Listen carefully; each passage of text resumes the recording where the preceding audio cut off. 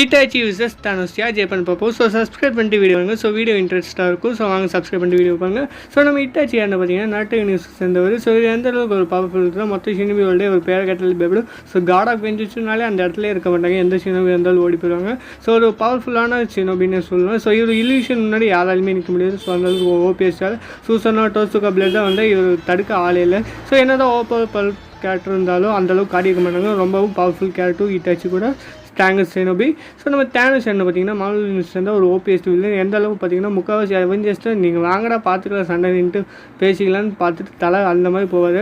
So இவருக்கு எந்த அளவுக்கு பவர்ஃபுல்னா நார்மலாக இன்டெலிஜென்ஸ் இவருக்கு அதிகம். பட் ஆனால் இன்ஃபினிட்டி கார்னட் இன்ஃபினிட்டி ஸ்டோல்ஸ் எல்லாமே இவரால் ஒரு பவர்ஸ் யூஸ் பண்ண முடியாது. பட் ஆனால் இட்டாச்சியால் யூஸ் பண்ணுறது என்னென்ன இன்டெலிஜென்ஸ் இருந்தாலும் இட்டாச்சி ஈக்குவலாக இன்டெலிஜென்ஸ் பண்ணுவார். ஸோ அதனால இந்த போலி தேனோஸ் கிட்ட இன்ஃபினிட்டி ஸ்டோன்ஸ் தான் தேனோஸ் ஸ்டோன் இல்லைன்னா இட்டாச்சி ஜெயிப்பாரு. சப்ஸ்கிரைப் பண்ணுங்கள், தொடர்ந்து சப்போர்ட் பண்ணுங்கள். Bye guys.